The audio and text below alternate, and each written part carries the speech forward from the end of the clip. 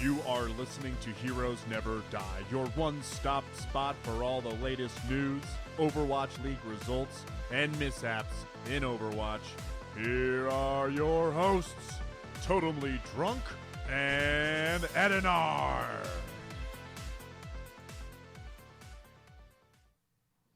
What is up, guys, and welcome back to Heroes Never Die, your one-stop spot for all things Overwatch. I am your host, Tumbling Drunk. At tonight, on episode 194, we're going to be taking a closer look at the most recent news around the game, as well as the competitive scene. And then for tonight's main discussion, we will continue our Overwatch League division preview. This time, we are moving over to the Pacific Conference and focusing on the East Division on that front, and of course we'll wrap up with the Pacific West next Wednesday. So before we can get into the news and introduce you to my co-host, just want to take a moment to thank everyone who is joining us tonight on Twitch for our live show, and of course I have to thank all of our repeat listeners out there. So joining me tonight, as always, is my co-host Ed. And Ed, it is a big night. We podcast. We have our first official Overwatch League fantasy draft here in, around 3 hours. I'm looking forward to that. We'll be streaming that live on my channel at least. So kind of a lot going on, a lot of discussion amongst the community that kind of got squashed like not even an hour ago, which we'll get into here in just a bit. But how has the past week been treating you? It's been pretty good. Lots of gaming, lots of podcasting, lots of shenanery. We'll call it shenanery. And it's been a lot of fun. A little hectic at times, but, with a lot of the fantasy stuff getting underway now and starting to, it's all kind of starting to set in that the Overwatch League is, right here. Legit around the corner, we have the Overwatch League. So, it's a lot of doing this, getting this done, looking at this, so on and so forth. So it's chaotic but fun. How's your week been? It's been pretty good. I actually got to hop on to Hearthstone and check out the new battleground changes a little bit earlier. Tons of demon builds running around since they did add. Technically, they added two, but they also took one away. But demons have been stronger across the board. Haven't gotten a chance to check out both of the new heroes that they introduced, but I did get to play a game with Tyrion, in which I was doing okay until I took 26 damage in one turn and jumped from basically 2nd place to 8th place, and then I was only able to survive a couple rounds after that, so I finished in 6th overall. But, Battlegrounds has been definitely holding my attention. Placements are all done in Overwatch. So I ended up getting gold in 2 of the categories, and then with the tank placements where I went 4-1, I finished in plat. So, it's been interesting benching podcast co-hosts at the main tank position, so that's been fun. And, it is what it is. I'm not going to let them live it down, and we'll see if that's going to be just a continuous thing moving forward. But, we've been trying to hop on and just play more competitive, and it's been, for the most part, it's been a good time. We've had a couple of frustrating games, as you would expect with, any ranked game in particular, but it's definitely the most ranked we've been playing in quite some time, I'd say. Oh, 100%. I think it helps that it's more than just you and me now. It's like we'll have Booger, Spider will come and join us. We're getting a good chunk of a legit team. I don't have all my placements done. So I still have 2 DPS ones. Yeah, 2 DPS ones to do. But, I placed silver in tank and then gold in support.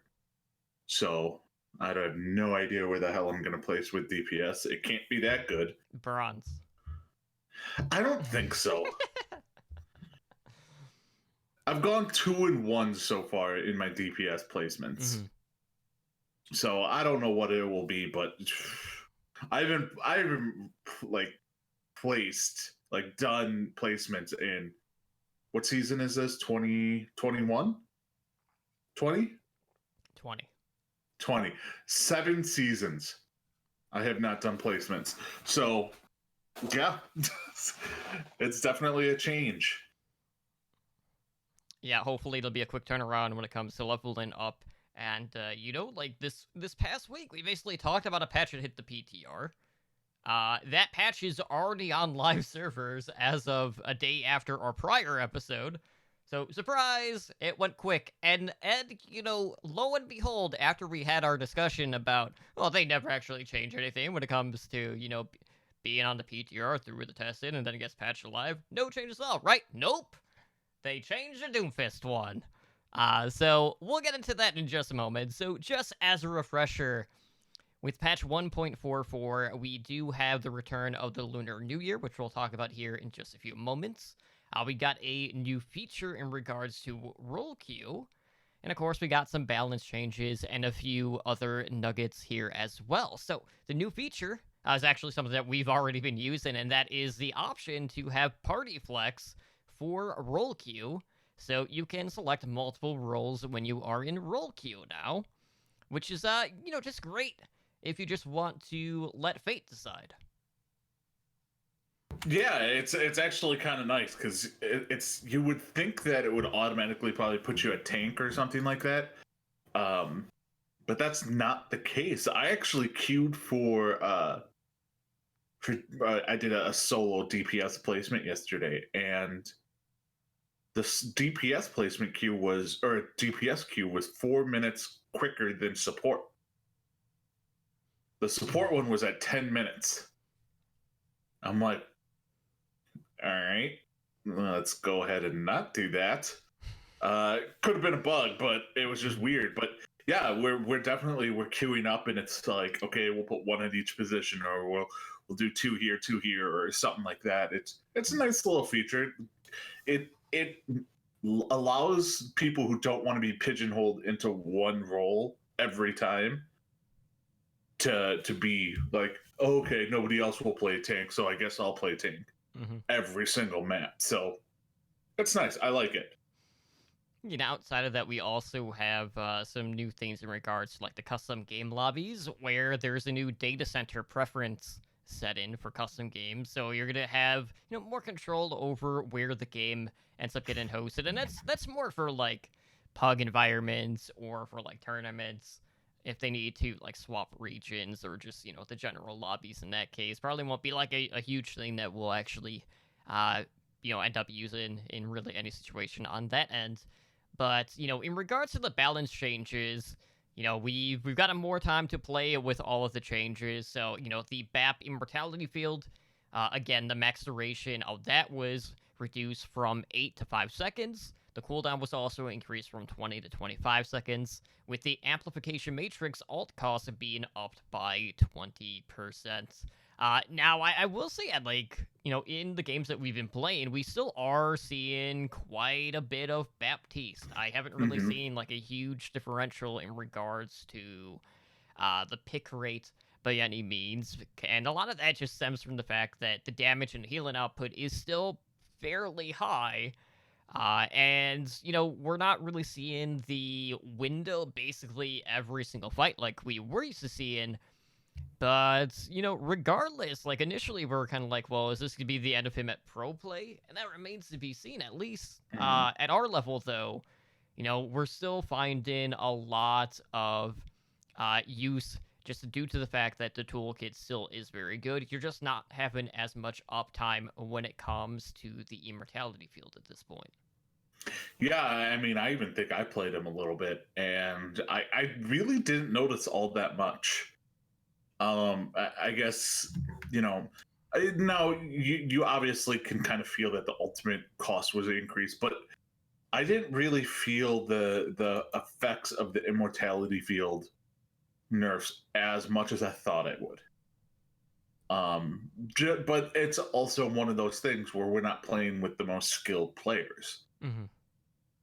These are the kind of nerfs that will severely affect top end gameplay, but middle ground gameplay and below it doesn't really affect, because you're not like, okay, this is coming off cooldown in 4 seconds, I need to hit it in 4 seconds, don't push now, I have 3 seconds left till this is off. Like, you're not doing that at gold. So you're not really seeing it. And like you said, the damage and the healing is still there. So it's the main parts of Baptiste are still prevalent. Mm-hmm. Yeah, outside of that, we also saw updates to May's primary fire in regards to the slows. So the slowing effect was reduced in regards to the enemy movement speed, down from 30 to 90%, and now it's at 20 to 70%. Then they also reduced the slowing effect duration from 1.5 to 1 second. So, again, like really the big thing, the multi-freeze is still intact. And as long as that's still in place, you're still going to be seeing quite a bit of May in the current perceived meta at this point. Yeah, I mean, I played a decent amount of May, and I'm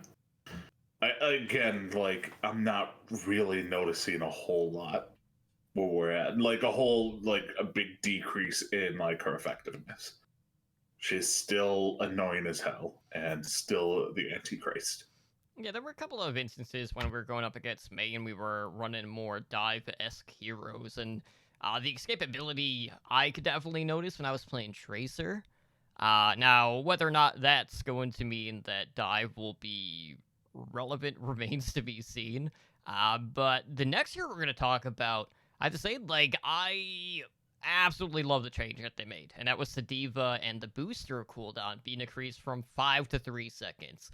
And oh my goodness, the amount of ground that you can cover, and just the flexibility of knowing that you could just swoop in and swoop out on command, essentially, felt so damn freeing, and I really enjoyed playing May and Deva a lot. In these, placements that we've been doing. Deva can basically just swoop in, you can get a pick, you can get out. If, someone is flanking the back line and harassing the support line, you could just boost back. And there's just a lot more freedom to be had. And, I initially thought, well, like, how big of a change is this going to be? And, I felt pretty comfortable with Deva and just the amount of damage output I was putting out with this as well.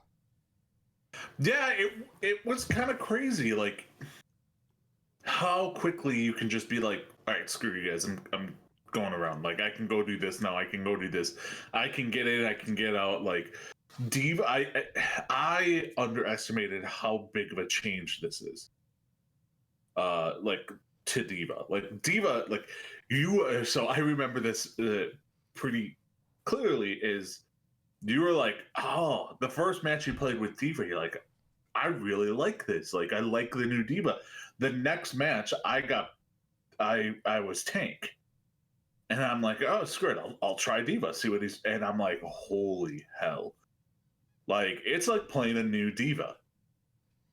Yeah, it's you don't want to say that this could bring in dive, but it doesn't hurt. No. Like doesn't hurt it. So it's one of those things where I could see some Deva getting some TLC, some love. Once the season starts, Overwatch League season starts, which would be fun. So she's been out of the meta long enough. I'm good with it. Yeah, all I know is we've been seeing a ton of Devas, and we've been seeing more dive heroes, and that allowed me to play more Tracer with the DPS queues. So I was pretty happy in both regards in that case, because those were both of my primary heroes way back in the day. So, if there's any dive getting played, I am all for it, one way or the other. So outside of that, the other tank that they touched was Orisa with the fortified damage reduction being reduced from 50% to 40%. Really not like a huge make or break change. Orisa was like the other tank I was playing primarily after we benched Booger. But it's not a really huge part or nerf to the overall utility. You're still feeling pretty good about that on that end. Now, the other big change that we saw was with Hanzo with the Storm Bow. That being, just his actual bow. The max projectile speed was reduced from 125 to 110. Now, I played a few games with this, and I know Spider did as well. And it definitely feels more like you're playing a hit scan again. Like, you aren't really seeing like a ton of like fall off in regards to like an arc with the arrows, but you're also not being able to shoot like as long distance as you would with like a Widowmaker. So he's kind of like back to more of that mid-range sniper type role that he used to be at this point. Yeah, I didn't play any with Hanzo, but I got that from Spider and from other people that it's more, you're playing more in the McCree Ash level again now, and less in the sniper area now, which I think is a good spot for him. So, last but not least, the one that we alluded to earlier, the one that was actually changed since it was on a PTR, and that was with Doomfist and the Ryzen uppercut recovery time. So, on the PTR, they basically increased it from 0.2 to 0.5. That is not the case. On live servers now, it went from 0.2 to 0.35. So, maybe, just maybe, Chipsa will now officially see the stage at some point, should Doomfist ever be meta within the Overwatch League. But I don't really play a ton of Doomfist. I haven't really seen the updated animations or GIFs being posted on Reddit here as of yet, so I don't know like how big of a change this is going to be. Back now, it's like middle ground at this point since the initial timing of it, what it was on live prior to this. Yeah, this is something I cannot attest to how drastic these changes are with him. Like, I just don't play him. All I know is still annoying as hell. So the bulk of it is, at least now, you're not like officially dead in the water whenever you go for the Ryzen uppercut, because that was really the big complaint. At least at 0.5 seconds when it was on the PTR. So, outside of that, with this new patch, we also have the return of Lunar New Year. So, of course, we got some new unlockable cosmetics. We have a new iteration of Capture the Flag, which I have not played, and I probably won't. But we have Year of the Rat that will be running until February 5th. So we got 4 new legendary skins. We got one for Lucio, Moira, Brigitta, as well as Sombra. And then they are, again, doing weekly challenges in order to unlock epic skins. So we got new ones for Doomfist, Winston, and Wrecking Ball on that front. Now, with Capture the Flag, there is a new variation for Capture the Flag Blitz. Basically, with this one, what they did is the flags are placed closer to each other, and, I think they upped how many rounds you need to win in order to, secure a victory. I want to say it's set at 6 rounds for this new iteration. So outside of that, we got some new emotes. We got one for Bastion, where he's flying a kite. Hanzo has, the candle, like the lamp, lanterns for his, which is pretty cool. And we also got a new highlight intro for Junkrat, where he is just stuffing his face. I have views on these 3 things. Yeah. Okay. So the Bastion one, if you unlock it or if you play it, it is mandatory that you sing afterwards. And let's go fly a kite. Oh, Mary Poppins? No? All right, fine. Also, the Sky Lantern. We saw this in the intro video. Mm-hmm. I don't like that they made it an emote. I would have rather them had it be like a highlight intro, and it be like he looks up and sees all the Chinese lanterns, not just the kind of like how it was in the highlight in the intro video. I would have preferred that. And then the Junkrat one, that is just it's to pair with Roadhog. Because Roadhog got the same exact one in the past few years. Right. I can't remember what year. I think it might have been the first year. Yeah, first year he got like the exact same one. So, yeah, it just to pair with that. So that's my feeling on those. But those 3 are probably the best things you can get in this. Yeah, you and I were kind of talking about this, and initially when I saw this, and this was like after we saw another unlockable skin, which we'll talk about here in a bit. That's for the Overwatch League, or tied into the Overwatch League. Compared them, like I was completely underwhelmed by a lot of the new stuff for the event. So I honestly wouldn't consider any of them to be like must buys in regards to the new legendaries between the four. But there are some things to know. Like the Lucia one, I know that his sash changes color whenever you are changing your aura, so that kind of changes. And the Sombra skin I thought was pretty interesting because like it's a face changing skin, and then also like the face on the gun also changes along with just a mask that she wears as well. So like I thought that like How can you tell? She's invisible. I like the concept, but yes, as you said, like, well, you're not really going to see it, so it's just like it's just one of those things. I don't like any of these skins. I just don't. Because really, like, let's be real. There's 4 skins, and then the 3 you can earn from winning 9 games. There's 4 skins you can get in loot boxes. They're really cutting back. Yeah, it's like there's less and less reason nowadays for me to throw money at the events because we don't have a plethora of skins to unlock since they introduced the weekly challenges. Yes and no. I think overall they've seen a very drastic decrease because so many people are getting enough currency to just say screw it and buy them with the currency. So that may be it. Now they're just focusing more on playing more consistently. So they just need to get more skins for this kind of stuff. Like this was a pretty weak year. I think this is the smallest. No, 2018 had fewer, but they had all legendary skins. They had 6 legendary skins. Mm-hmm. So I don't know. Just like I'll say this: Overwatch community, be effing thankful for the loot boxes and the skins and how you can get them in this game. Because like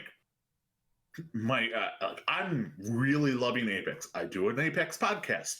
Like the biggest complaint I have with that entire game is their loot box system. It is legit freaking nuts. Like if you want an event skin, you can't get it in the loot boxes. You have to pay. Guess how much one skin costs? Is this like on average, or do you officially just buy the skin with like you money? Just buy the skin. You can't buy loot boxes to have chances at them because they're not in loot boxes. This is just buying the skins. So there's an event going on right now, the soiree event. There's 3 or 4. I don't play enough Apex to actually know this, but if I had to guess, it would be anywhere between $5 and $10. Yeah. Raise it. Okay, like am I even close? Is it like double that? Double? So 20? It's $18. What? For one skin. For the Christmas event, so they have something called heirlooms that are very rare to get. But like that, it's like things that when you're running around with no gun, it's what you kind of carry. Okay. To get the Christmas ones, you had to collect all the skins and emotes. Now you could get those through special Christmas loot boxes, but to get all of them, it was $165. So if you wanted to get that, you had to shell out $165. So be thankful for this awesome. Like everyone I've talked to is like, I wish we had a loot box system like Overwatch. So we may complain about these, but at least we have a decent way of getting them. Yeah, they're more obtainable, and it's not behind a paywall. Exactly. Like, would you pay $18 for any skin in Overwatch? No. If the answer is anything but no, you're an idiot. If it's a charity one, I would consider it. Anything outside Charity of that, is no. different. Yeah. Charity is different. Mm-hmm. But, hi, Mental. Well, speaking of things that are looking good, we also got some updates to the Spectator mode, which I'm looking forward to seeing in action when it comes to the Overwatch League. Because, God forbid I'm not going to, go back and really use the replay viewer. But anyways, so hidden within this new patch, we also had changes to the Spectator UI. So things that they added were, you can now see who is being nano boosted, and then for this, it basically has an indicator of a blue pulsing box around the HP bar. You can see whoever is being discorded, as well as, someone who is getting resurrected. And, we also saw, like, some other Spectator improvements that were more based on, like, cameras, like, with the swap hotkeys. So you could find just, like, smoother transitions when it comes to, like, going in and out of third-person mode. Now, it seems like every now and then, we start to see more and more updates, but, at the end of the day, there's always going to be the long discussion of whether or not Overwatch is going to be easy to watch and understand, and I don't know for, like, the majority of, fans out there, whether they play Overwatch or not, if we're ever going to be able to get to that point, but I like seeing every little bit that is inching us closer and closer towards that step, because, in the past we saw, like, updates to, like, crowd control effects, and now we're starting to see more and more, different effects or abilities being implemented into the Spectator mode here as well. I mean, all this is fine. They're just fine-tuning things. And you'll see this from time to time. A lot of the times during the match, you're not really... The average person is not paying attention to the majority of this while the match is ongoing live. You're listening to play calls, you're watching the action on screen. You're not, like, looking like, oh, I see in the top right-hand corner that they might be hacked. Like, no. You rely on the casters to tell you that, stuff like that. This is more for replayability and for those weird people that look at the bars instead of the actual action. So casters. Yeah. At times. Yes. At times. Mm-hmm. Unless they get distracted by a shiny light, like Brad will be. Basically. So, of course, this past week, there's been one pretty hot community topic that has been talked about almost to death at this point. And we're going to talk about it anyways, because there is an update on this front from our Devin Savior himself. So, for starters, our Devin Savior, Papa Jeffrey Kep, praise him. Praise him. He took to the forums initially to give us some insight on when we can expect the next developer update. And I will say, like, there was another post in regards to what this is going to correlate to in just a little bit. But basically, what he says is that we have a new dev update that is scheduled to come out towards the end of the month. He specified it will be out next week. Hopefully in time for the podcast so we can talk about it. But basically, they're looking at doing more dev updates more frequently, and it's been a while since the last one. It's been 5 months since the last hero release with Sigma. It's been 6 months since they did the dev update for Sigma. It's been some time. Obviously, they've been busy planning Overwatch 2, all of that stuff.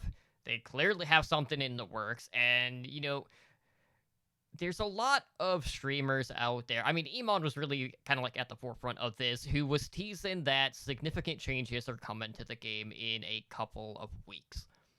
So, of course, because of that, we have seen the speculation being very rampant. A lot of this discussion has revolved around the possibility of the introduction of hero bans into Overwatch. Now, I do want to note that the concept of hero bans for Overwatch is not new. We have heard rumblings about it in the past. We've even seen tournaments in the past implementing hero bans, just like as a way to change up the format, all of that good stuff. But when it comes to hero bans in themselves, there's a lot of pros and cons. It seems like most of the complaints about hero bans revolve around a number of things. People are complaining about well, what is that going to mean for one-trick players? How is this going to impact popular streamers? Whether or not there's even enough heroes in the game to warrant needing a hero ban. Basically, that it's just going to end up being an ongoing circle where you're just banning the same heroes constantly. So you're just going to force a new meta with potentially only one hero kind of like added to that slot. And, about, how it maybe, removes the core identity of the game in regards to hero swapping. Now, Ed, like, I feel like you and I are probably fairly similar in, like, our thoughts on hero bans. Like, there are definitely things that, we're looking at that people will probably look as, like, a Band-Aid fix. Yes. 222... Initially, a lot of people had that concern, where it's like, okay, they clearly couldn't figure out how to balance the 3-3 meta, so then they're just going to completely restrict roles, and then that's going to be their way of fixing it, because they couldn't do it any other way. And for me, at least, hero bans kind of fall in that same line. And, we do have comments from Kaplan that I want to talk about. But before we actually get into that, what are your thoughts on whether or not Overwatch should implement hero bans at a core level, and if you think now would be the right time to do it, knowing that we only have, a handful of heroes in the game at this current time? I think hero bans would be bad for this game right now. I do not think we have enough heroes to do this. There's just so much that there's so much that is just a wild card in all of this, where it's gonna piss everyone off. Like, okay, for instance, you go into a comp game, who gets to choose who bans?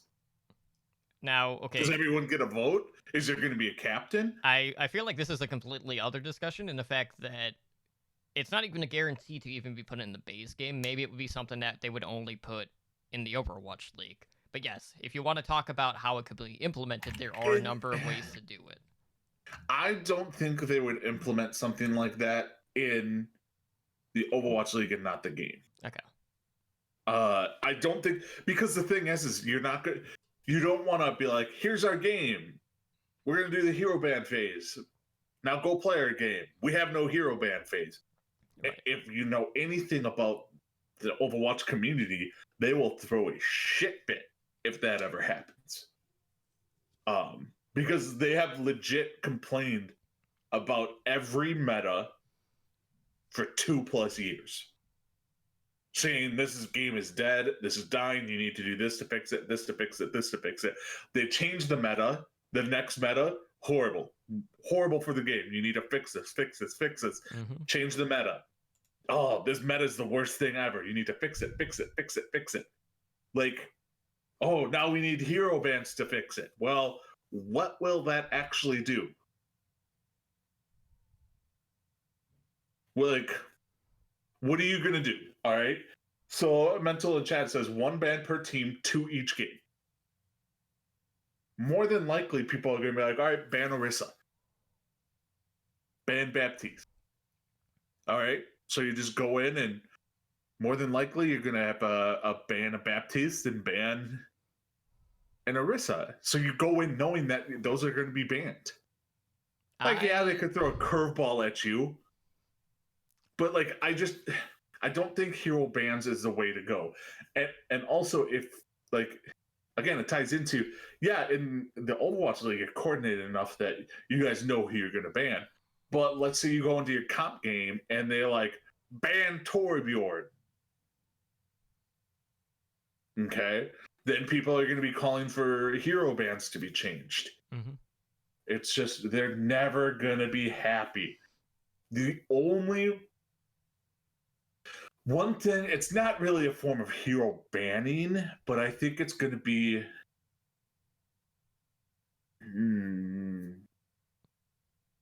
No, I don't even think that. I just don't know what they're going to do. They could implement something along the lines that Heroes of the Storm does, I believe they still do it. I don't know. It's been If you're talking about draft mode, years. Draft mode. that really wouldn't work since we're not having just individual heroes that get locked. And for we don't each have team. enough. Yeah, we don't have enough. So I don't know what would actually work, but I don't think hero bans would work. So, on that note, like, let me just talk about some of the systems that we do know in regards to, like, different games and how they implemented hero bans. I'll use Paladins, for example. Basically, in Paladins, the person that has a high list elo gets to select what the ban is. I don't think that's necessarily the best idea with competitive play. As you mentioned, we have Heroes of the Storm. Basically, whoever gets the first ban is chosen via a coin flip. Now, on that note, like, I could see that working. But I don't think having a ban per team is the right answer, knowing that you could just be like, okay, we're just going to remove all the shield tanks.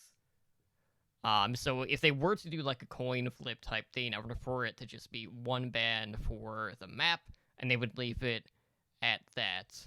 But in ranked, maybe they do the vote system where maybe you have, whoever has the highest MMR on your team having more of a vote, but you still have everyone being able to vote towards something, and then it comes up with what the ban is going to be at that point. But that would just create more toxicity.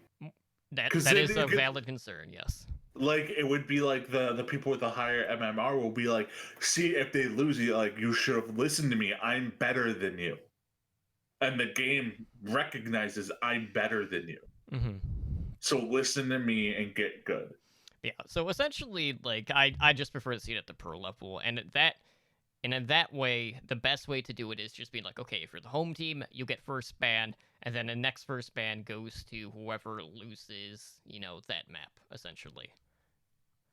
Kind of like what they're doing with, like, map picks in regards to past tournaments and things like that. Now, we're discussing this, but we should also discuss what Jeff said today. Yeah, so this happened like 30 minutes before we started recording. And Kaplan had a pretty lengthy response on the forums, which I will link in chat here so you guys can pull it up. So, the footnotes. I have two portions of this that we need to talk about. So, the first is talking about the idea of hero bans, and this is what Kaplan has to say. It says, hero bans are not a silver bullet solution to making the meta move. If the problem you are trying to solve is that the meta needs to change more, hero bans might actually make the problem worse, not better. We do have a solution in mind, an actual system that we'll talk about in next week's dev update, but it's not hero bans. So what the hell is it, Ed? What are you thinking? What are they going to implement that is going to, I don't know, speed up meta shifts or just have more frequent balance updates? Because, we keep hearing that they want to do things quicker. We just haven't seen the follow-through. I actually don't think it has anything to do with that. There is... So mental hero locks for the entire game would be just horrible. Like, no. No. I think it's more along the lines of game mechanics. Because I think that is what kind of what Iman was going at. I'm going to go with non-communicating, like non-verbal communication is being implemented to the game. So, like a ping system? I think it might be a ping system. And that could be game-changing for this. That's in my humble opinion. Because already nobody communicates. But if you had some form of ping system, you could non-verbally communicate with people. And I think that would be massive to the game. But that's just me. I don't know what it would be. It is not hero locks for the entire game. If it is hero locks for the entire game, peace, I'm out. That would completely negate the entire aspect of the game. So the other note that Kaplan had is in regards to players wanting to ban for balance reasons, the way we plan to address this is with more frequent balance updates. The upcoming dev update will go in depth into the plan and shed some light on how we're going to accomplish this. So we agree that there are balance issues.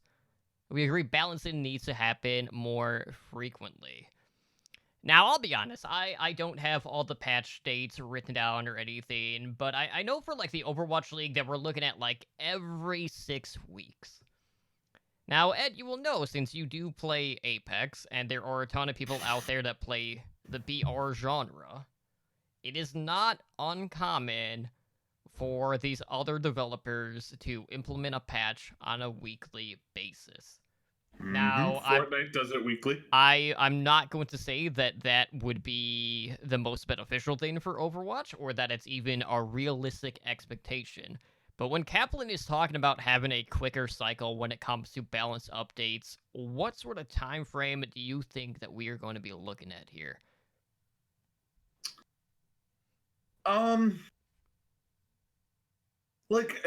So it's not the fact that they come out with balance updates every 6 weeks.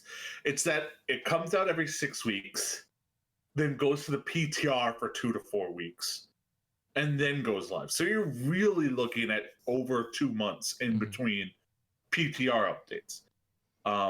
What I would like to see, and this is something I know will not happen, but I would like them to get rid of the PTR. Because honestly, no one uses it. No one uses it. No one uses the PTR. And all it does is it makes the community more upset.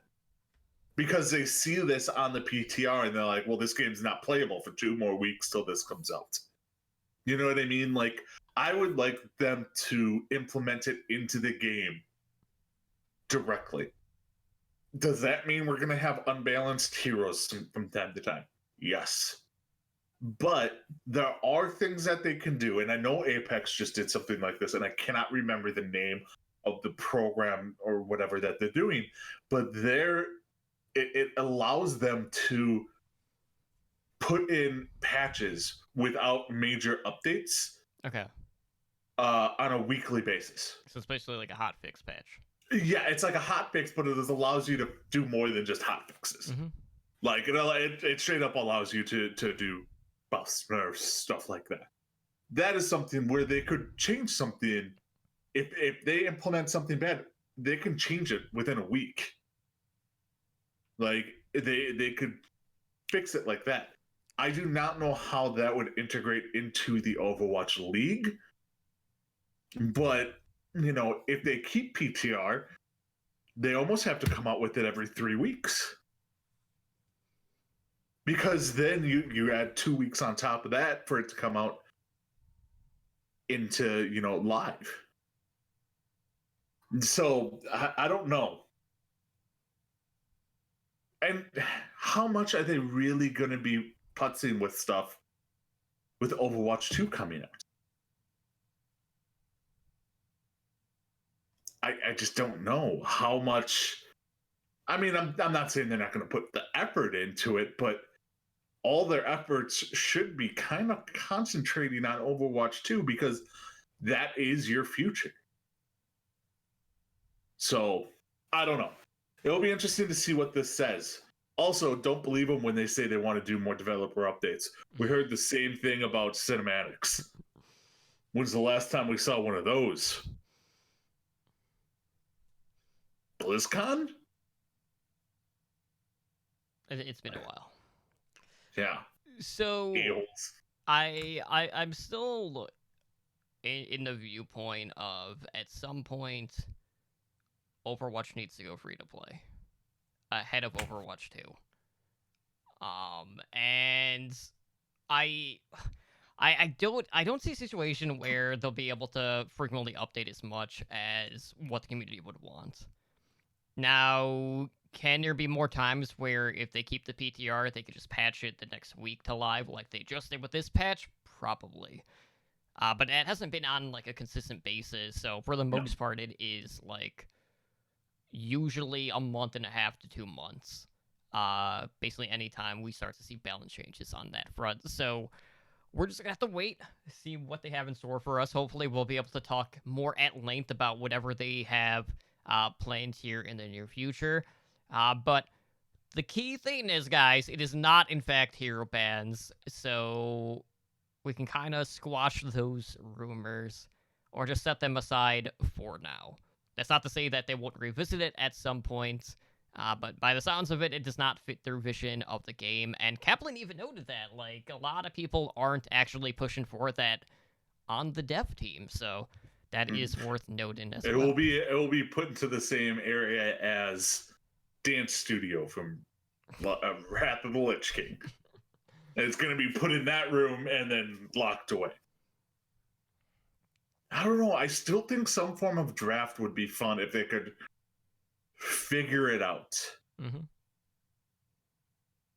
So, would be interesting. Because roll lock with drafting could be interesting depending on who you have go first. Right.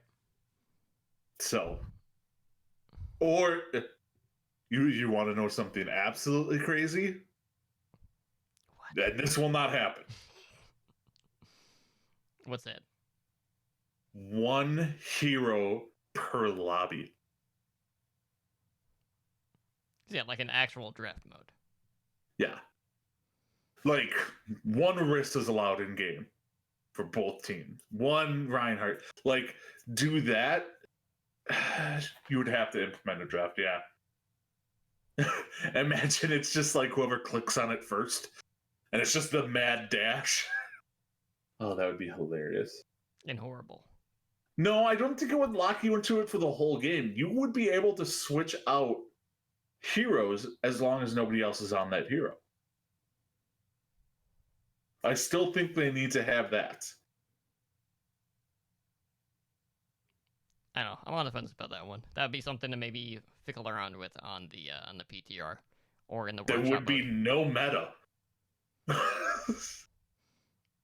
It's whatever the hell you can scrounge together. Right? Well, I like the fact that you were talking about, things just getting locked away, because there was a meta in the past that people want to long forget about as if it was just, chained up. And that was the GOATS meta. And the Overwatch League is coming out with a new skin to commemorate everyone's favorite meta in the history of Overwatch and the Overwatch League. And this is going to Brigitta, and it's a legendary skin, which will be available starting February 6th and will be available until February 19th. Now, assuming that this falls in line with other league skins, like the Jonak MVP skin, or the London Spitfire Championship skin, or whatever the hell the Shocker are gonna get, no details on that still, or even, well, we know Sinatra's getting a Zarya skin. You can expect it to be 200 tokens on that front. So the skin basically gets rid of the neutral colors of the armor, swaps it for white, purple, and a blue design.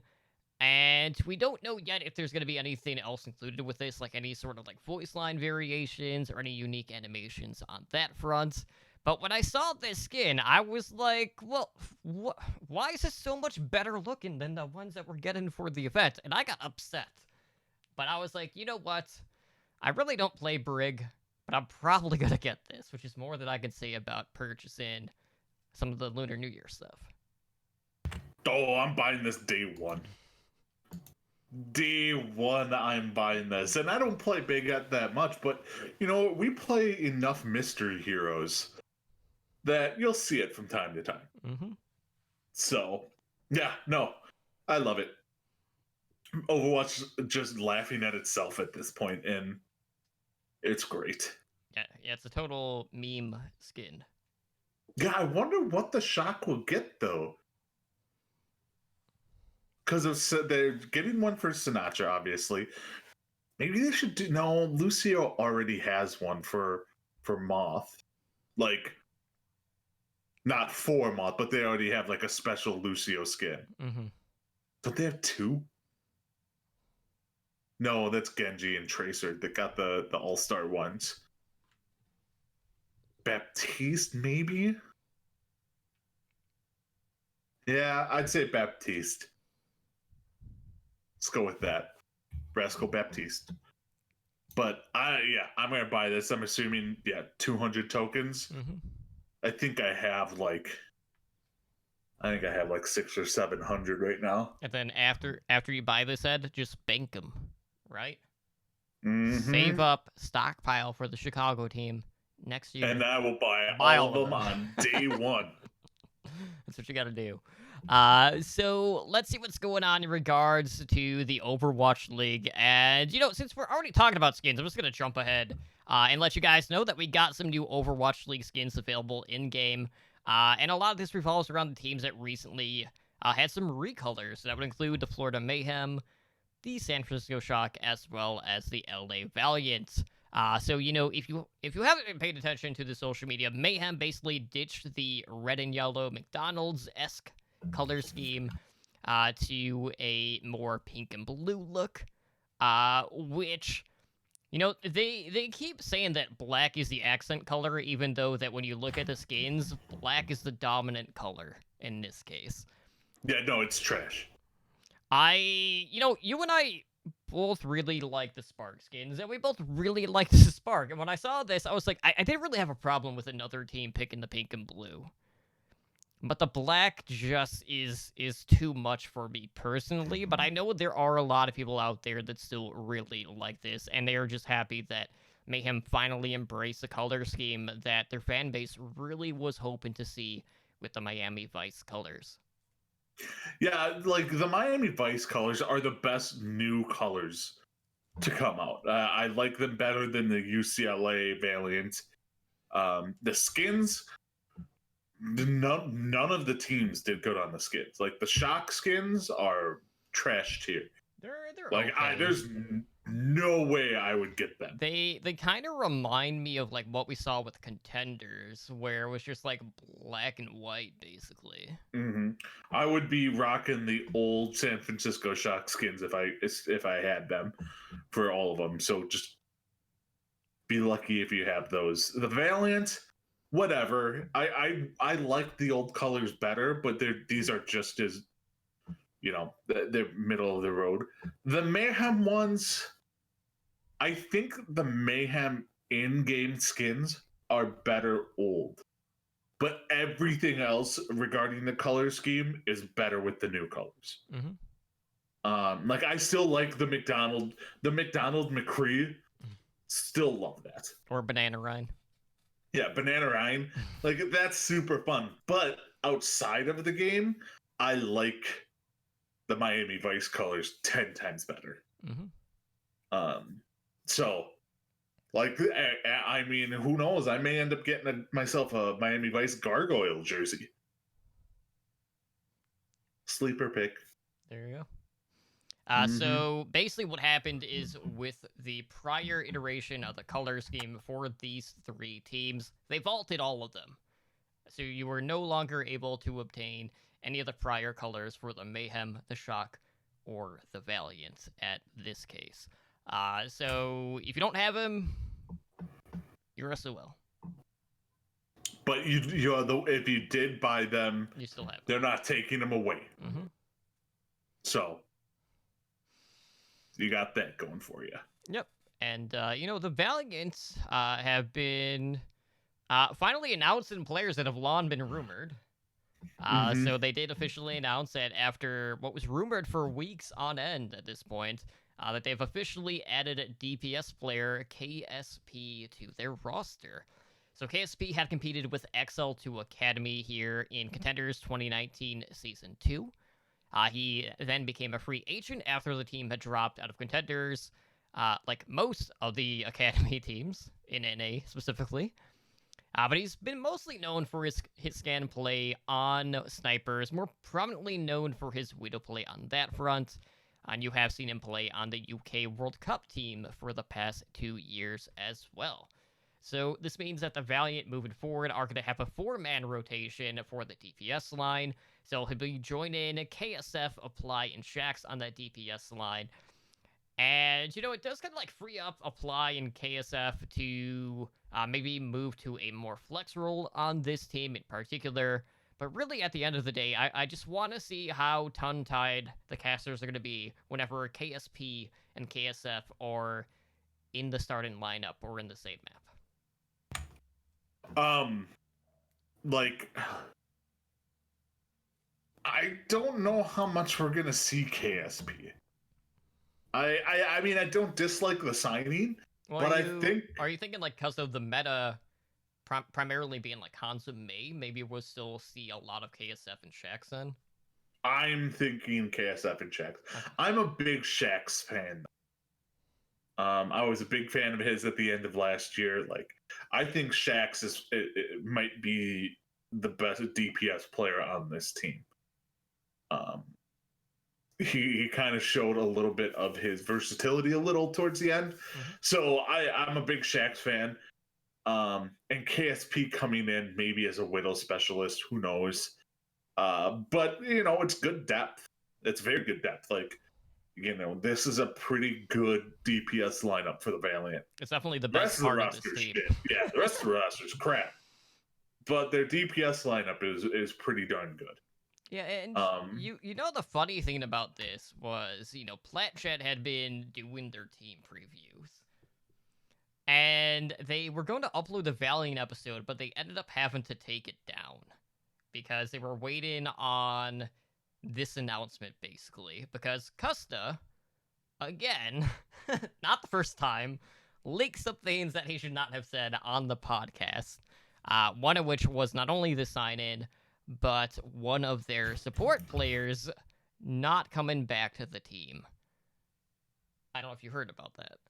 Oh no, who's not coming back? It was Slur. Oh, okay. It was one of the new ones at that point. So I thought that was interesting. Like, really, Custa? We're doing this again? Like, haven't we had enough leaks at this point? Oh yeah, that's when Monty went off about like casters spoiling things and whatever. I'm like, who's spoiled the most things in Overwatch? The Overwatch League. But I mean, this team is still bottom 3. It's it's a 3-way tie for last place between the Uprising, the Valiant, and the Spitfire. So I don't think KSP is gonna really knock them over the top. Probably not, but I think I agree with you with KSF and Shax probably being the primary duo. I think the secondary option would be, having P and F together.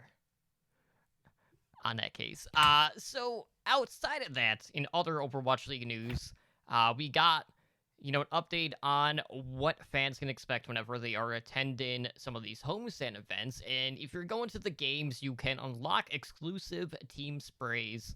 And these are going to be split up in 2 different batches. Each of them have 10 different teams included in this. So when you attend a home game, you'll basically be given a code. And then you can do one of 2 things. You could attach it to your Battle.net account, which, cool, you got something to show off. And like, yeah, look, I was at an Overwatch League game. Or, like most times, especially like with BlizzCon, people will just sell it. I'm going with people will be selling it. Sprays are nothing to me. Mm-hmm. Like, yeah, I could care less. I mean, do you really think there's going to be a big market for that, as opposed to, say, and I know this is something that they're planning on doing too, at least I saw one for Dallas, like collectible pins. Collectible pins are different. Right. Like physical things, like sprays, like you can use sprays, but they're meaningless. Now, if they did like skins or something like that, that's different. Mm-hmm. And I think people will try and sell them on eBay and overvalue the hell out of them. Oh, I'm sure. And then in like a month after the season starts, you can probably buy them on eBay for $2.99. You know what I mean? Like, people are just not going to care about it. It's 29 cents a spray. Right? It's not like, I don't think you're going to be getting a different spray for every homestand. So is Washington gonna have 5 different sprays? No, it's just gonna be It's one. gonna be the one. Mm-hmm. So, yeah, kind of lame. But whatever. It's free stuff. Can't really argue with that. I mean, why talk about free stuff when we could talk about stuff that we're gonna spend money on? Right? So there was a strange phenomenon that was happening on social media in regards to the Overwatch League teams, where everyone just started changing their Twitter avatars to birds, and they just started having a bird party and cooing, and I was like, what the F is going on, guys? And then, sure enough, they announced a new partnership with the apparel company Staple Pigeon, who I'm not familiar with them by any means. I was looking at some of their other stuff, or just seeing some of the previews, and I have to say, like, I actually really like a lot of the stuff that we've seen so far. So obviously, Ed, looking back, this past season, there was a lot of outcry from the community over the Fanatics gear that was available for the league. And with Staple Pigeon, we are getting a lot of new stuff. So we're getting like new jackets, they got compression sleeves, hats, beanies, and then they have jerseys, which will be available both in short sleeve as well as long sleeve. So with the jerseys, they basically have like a colored stripe in regards to like on the front. And then you have the team name being embedded, and then you have the logo on the shoulders. And we do know, like, I know they, like, named them third kits, but we do know, I don't know if this is all the time, but they are going to be wearing these on stage for the players themselves.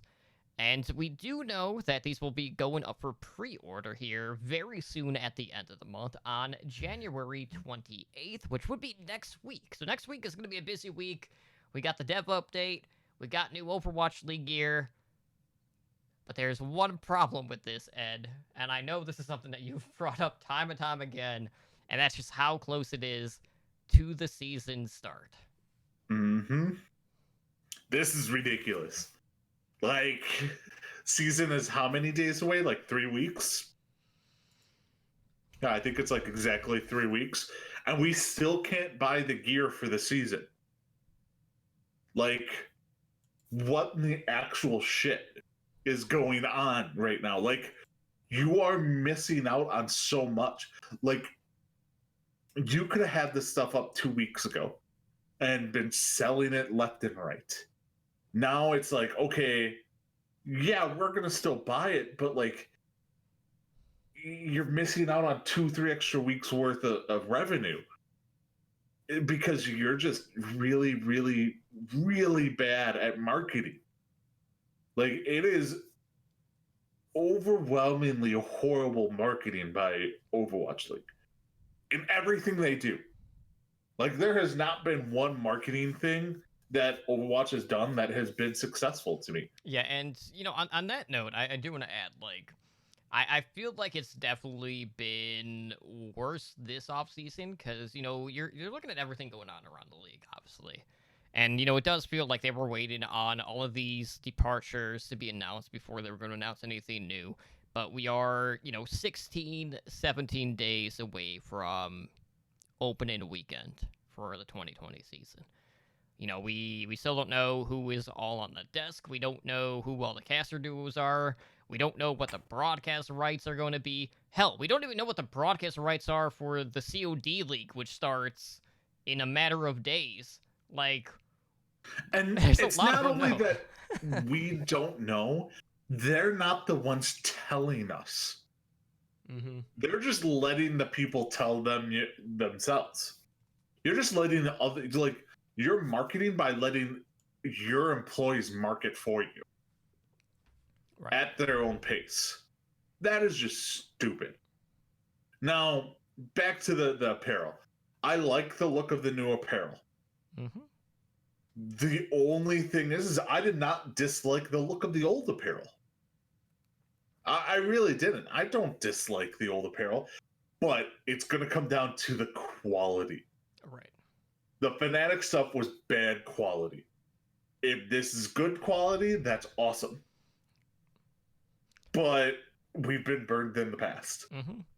And, you know, my primary note that I would have is like I wouldn't say like I had bad experiences with Fanatics or the gear that I've acquired from them. The biggest nuisance, and a lot of people can attest to this, is how frequently they email you about deals. So I swear, like, Staple Pigeon better not do that same crap, where it felt like every 2 hours I was getting an email from someone that is selling the merch. Oh, man. But yeah, it was rough. You are muted, by the way. Gosh, I haven't done that in a while. They're probably just trying to get rid of excess inventory at this point. Because everything is still on clearance. Mm-hmm. Like, you can legit go and buy a Pine jersey right now for $35. You can get a custom-made Dallas Fuel jersey for $40.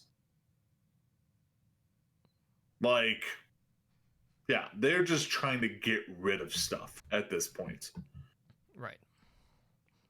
I guess at the end of the day, it will all depend on how quickly the orders will get shipped out and whether or not people will have them handy for the homestand events. And if they don't, I'm sure they will have a giant-ass booth at the homestand events in order to start selling the Staple Pigeon merch on hand at the arenas.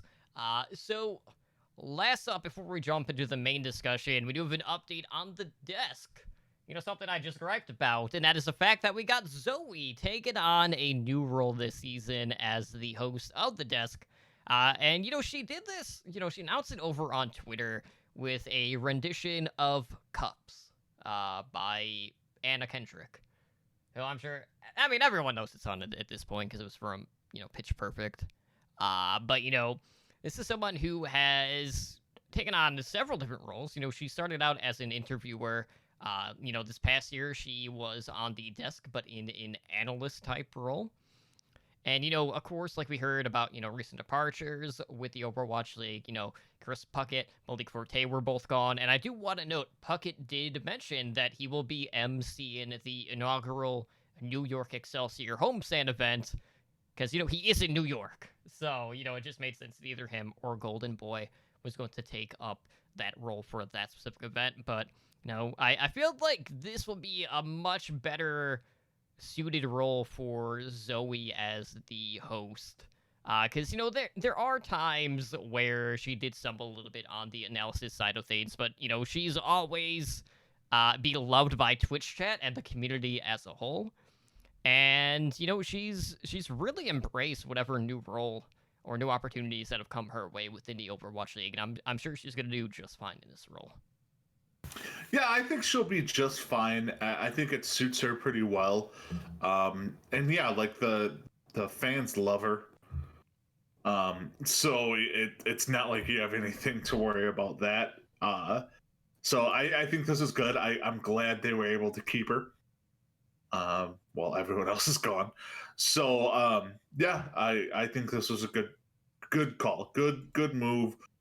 Good getting her back and all that fun stuff. Absolutely. So, with that being said, we need to continue our Overwatch League 2020 preview. So, over the last 2 weeks, we had been previewing the Atlantic Division. So, we're going to take our focus and shift it over to the Pacific Conference, and we'll start with the East Division, because that will be basically the Chinese teams and the Seoul Dynasty. So... let's start with the Chengdu Hunters, because I know they have had some recent additions to this team. So again, we're going to talk about, what has been happening during the offseason. We'll share our thoughts on where they stand within their division. And, maybe we'll do, record projections at the end of the season. But just as a reminder, we are currently doing aggregate host rankings for the Overwatch League for this season. So we're hoping to get those out fairly soon on that front. So stay tuned for that, as well as Fantasy Overwatch League player rankings, which we also are aggregating here as well. So in regards to the Hunters, they released 2 different players. They got rid of Yunzhao Lon as well as Jiqi Ren. They kept quite a bit of players. So Elsa, Main, Bacon Jack, Kyo, Late Yun, Jinmu, and Yveltal were all kept under contract. And then he added Leave, Atin, coming from LGE Hua, as well are the other two additions, Lingsa and Molly.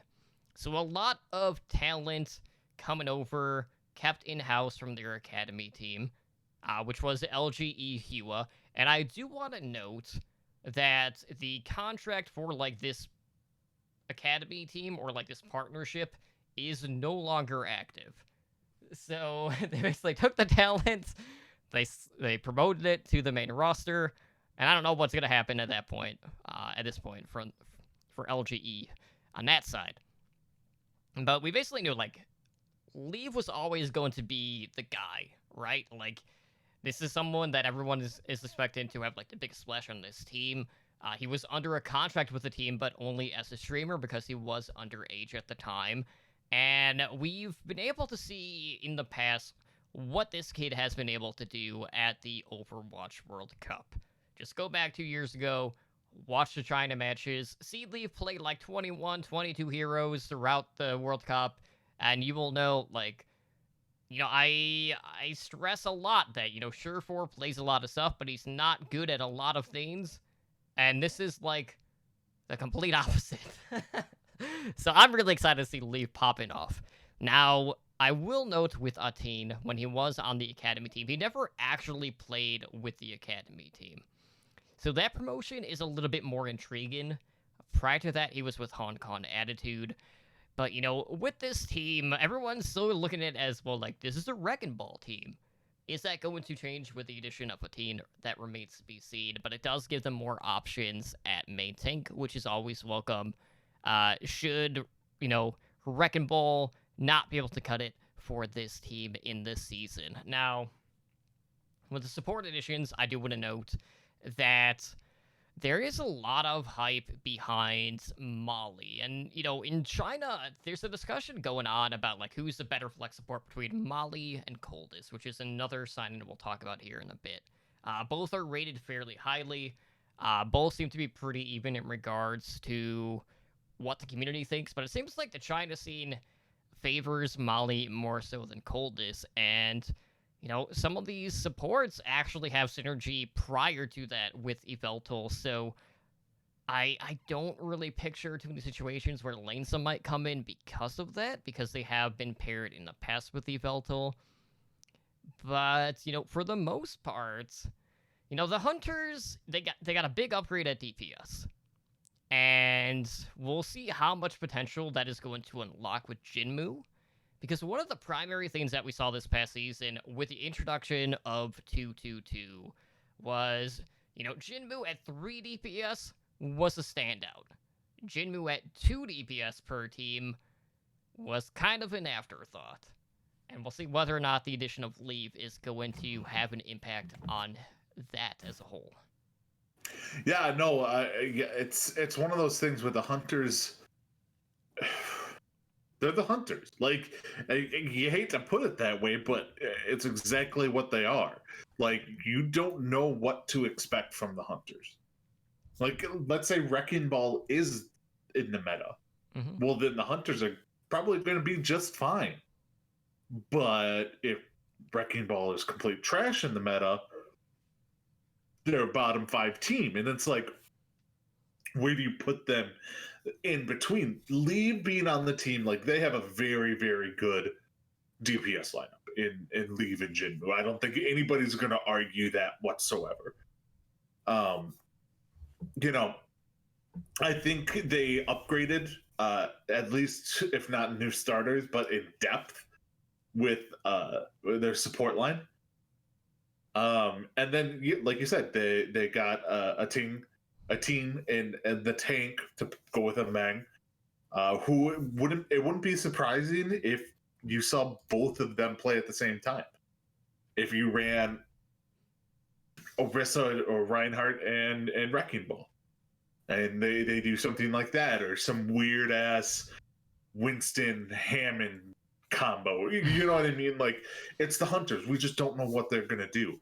So, but I still think the tank lineup is their weak point until they prove otherwise. Mm-hmm. But right now, I think I have them as a 15th ranked team. Like, I have them ranked as the worst team in this division. Yeah, I have them as a 5th ranked. I know this past season they finished 13 and 15, which was enough to like barely make the play-ins.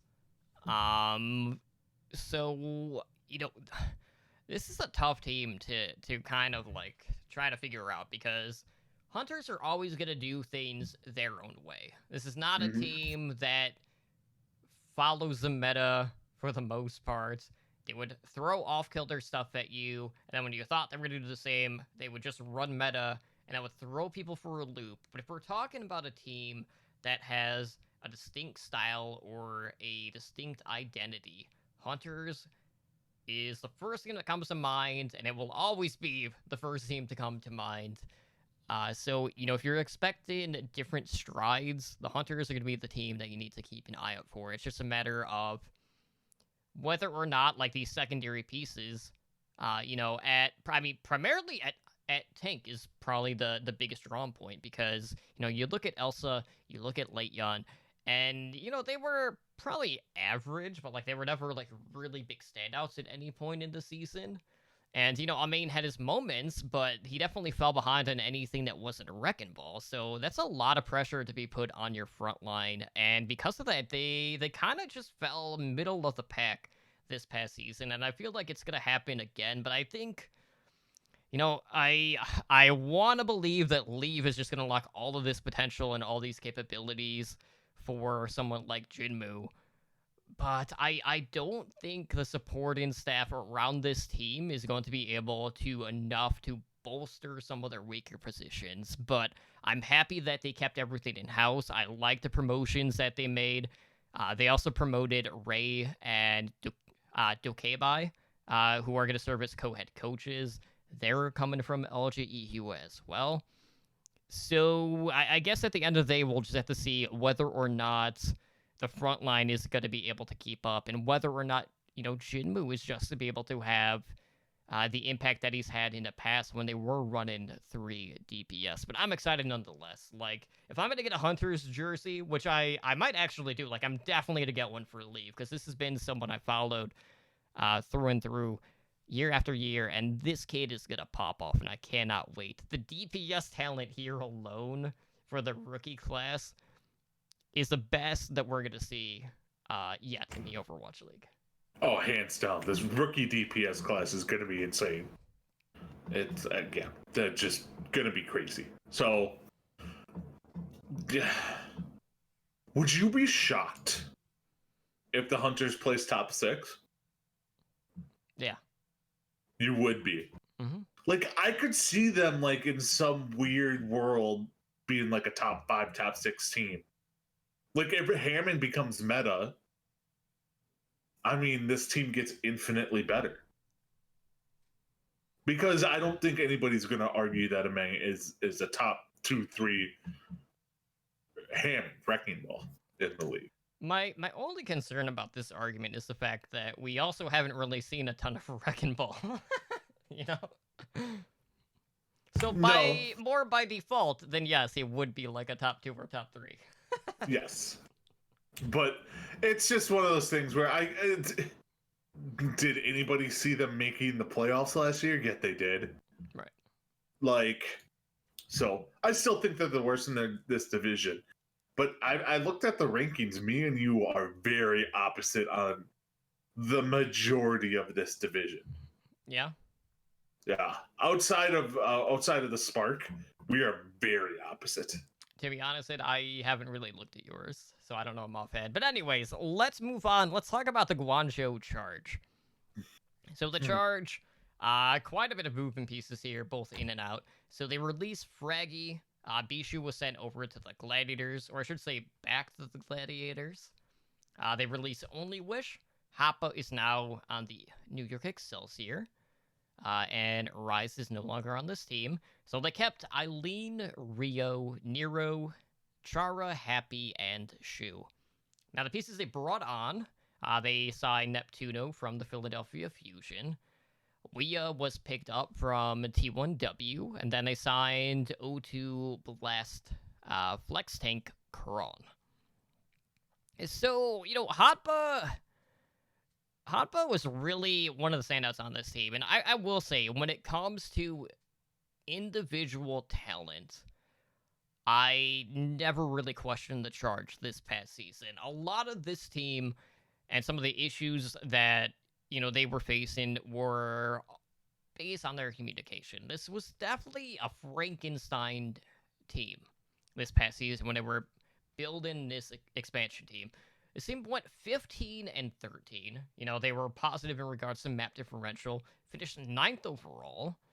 When you're looking at the expansion teams that came into the league, sure, they weren't the Titans, they didn't do as good as the Spark or the Rain, but they were a little bit above middle of the pack in that regard. And the thing about this team is just like how sneaky good some of their starters were, even though people really weren't talking about some of them.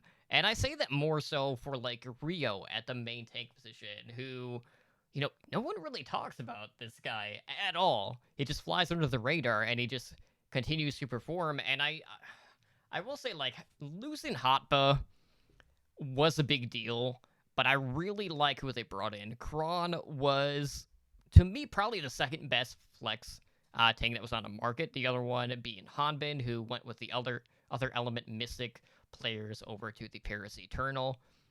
And I don't expect Wea to play because of how good Shu has been. A lot of that was just the fact that no one was really expecting Shu to start. And then Shu came in, he over-exceeded expectations, and I don't think he's going to let go of that starting position. But I really like what they have done with the DPS across the board. Like, they've been moving people in and out. Everyone has had their moment to shine. Nero really popped off towards the end of the year. Happy has always been pretty consistent in regards to the Widow play. Eileen has kind of faltered, and that's really the big question mark for me on the charge this year. But as a whole, I do think now that they have had more time, as a team together, the communication will be more shored up going into this new season. And mechanically, to me, this is one of the more gifted teams in the league. And, at the end of the season, I do peg them higher than a majority of the teams in this division. I think they'll finish second overall. But, this is a team who I can definitely see in top 10. And I'm expecting quite a few of these teams from this division to make the play-ins at the end of the year. See, and I think this is a team that that me and you differ on the most. I have them finishing third in the league, so not like crazy behind. Right, I think I had it 7th, if I'm not mistaken. You had them 7th overall. I had them 13th. Reason being, I don't like that. All right, I think Krong, while he's still good, I think it's even maybe a little bit of a downgrade over Hotba from last year. If not downgrade, it's dead even. They lost depth. They don't have any depth on this team. And if the San Francisco Shock taught us anything, is that you need depth to win. So which piece of this equation do you feel like they got rid of that added depth of this team? Is it only Hotba? Because that's the only case that you could really make. Well, all right. So their Eileen is their only DPS player backup. They have no backup tanks on the team. They got a crap load of support players, but the 2 tanks are your 2 tanks, nothing else. Mm-hmm. I like you said, I'm not sold on Eileen being the backup. I think Nero and Happy are just fine. I'm not sold on Eileen being in there. It's just I don't think they're going to be a complete crap team. It's just I don't think that they're going to be lights out dominant. Okay. In any way. And they could very well be a top 10 team. For me, when I did my rankings, like 8 through, or not even 8, like 9 through 13 were kind of interchangeable. Like I could plug any of those 5 teams at any spot, and it would have been fine. Right. So it's one of those things. I had the spark above them, and if I didn't have the spark above, like if I could easily flip flop them, and I could have the Charge at 9th overall in the league and Spark at 13th overall. Like, and I wouldn't bat an eye over it. It's just I'm not totally sold on it. Yeah, for me it was more. I feel like people underrate just just like how even the lines are across the majority of this team, and I feel like people undervalue them as a whole on that end, where maybe they're overlooking how good Rio has actually been, or they underrate how Shu has been in some cases as well. So I'm still feeling pretty good about this team. I would expect them to be top 8 in this regard. Projection wise, let's see, if I have them 7th overall, that would probably put them about what they did last year. I think they'll probably be even with that. I'm expecting like 15 and 13 at the end. 16 wins would probably be the high end. But worst case, I would expect them to be like a 50-50 team. I think 50-50 is the low end for them, really. But I expect this season to be more even and less top heavy. But that's just me. That's just wishful thinking me. Right. Like I could see a team that's a 500 win rate being 13th, 14th in the league. Right on. So let's talk about the Hanzhou Spark, who we're both big fans of. The Finger Banes. So they released a couple of people. They got rid of Revenge, and I know I misspelled his name somehow in my show notes, and I could still figure out who it was, even though there's only 5 letters there. But they got rid of No Smite, who is now on the Eternal, and I haven't seen an official announcement that they released Crystal, but it wasn't on the roster preview picture that they did for the team previews. So I'm assuming Crystal is not coming back. I don't think the Spark are going to bring back the Problem Child. No, I don't think they will either. But who knows? Maybe they have to keep them at least named on the roster for legal reasons until lawsuits are settled. Yeah, who knows? Who the hell knows? So in regards to who they kept Adora, Godsby, IDK, Bebe, Sazin, Ria, Gushue, and Bazi. And they added the support line from Billy Gaming, aka their academy team of Coldest and Mika. Now, here's the thing with this team. Coldest, a lot of praise behind this kid. A lot of people herald him as the Chinese Jonak. Bebe has been pretty good, but I don't think his Zenyatta is as good as Coldest, so there's a potential shakeup here on this support line. And if that's the case, one would have to figure, for communication reasons alone, they would probably also slot in Mika because of that. Now, will that happen?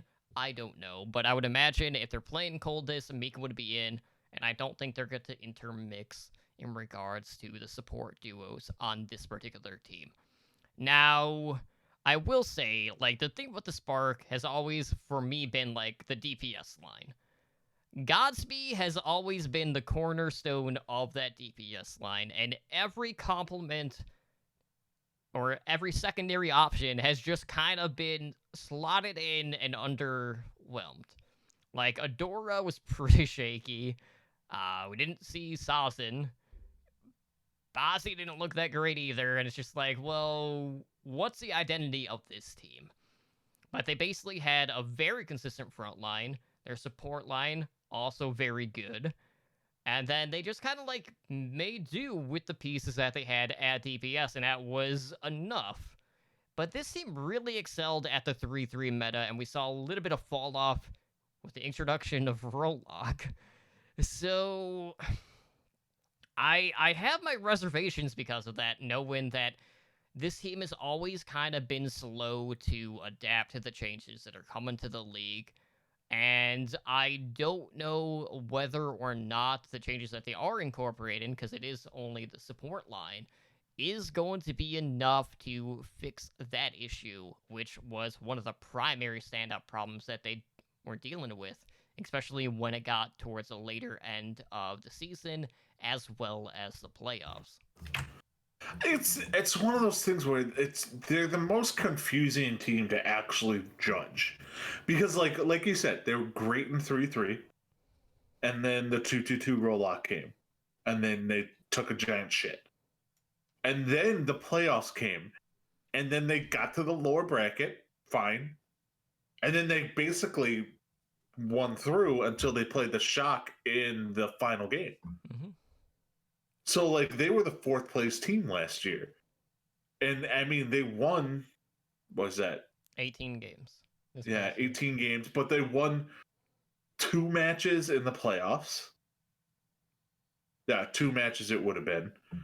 And against good teams. And then they lost to the Shock, who went on to become champions. But I don't know. Like, you talk about how you think maybe if they bring in Coldest, that they bring in Micah for the language thing. I don't know. I don't know if IDK, if you can bench him. Okay. He is very good. Like, he was like, this is how good he is. He was picked as the main support for Team South Korea. Now, granted, Team South Korea did not win it all, but South Korea, if anyone says this, South Korea has the most talent out of anyone in the world. I mean, they also have like 60% of the Overwatch League. Exactly. And he was their best support player. And I honestly believe he's probably the best Korean main support player in the Overwatch League. Mm-hmm. And you're not going to bench him for those reasons. You have to you can't bring in players and be like, okay, well, if we play you for language reasons, we have to put in an inferior support player. No, they have to get around that. So their support line, regardless of what they do, their support line is stacked. Mm-hmm. Like, it is just stacked. And I like their tank lineup. I do like Rhea, and I obviously do love me some Gushwei. Don't get me wrong there. I don't like that they have no backups for it, but that's a whole nother issue. That's an issue that a lot of teams have this season. Yeah, I don't get whatever. But like you said, they're DPS. I figured they'd go out and get at least one legit DPS. I actually wanted them to go out and get Glister. I wanted to pair Glister and Godspeed. And we could call him Double G. No? I would still call him Double G. It technically would be correct. But, like, I don't think Adora is the answer. And, I mean, Bozzy's on a 2-way contract. And you don't really have anyone else. Mm-hmm.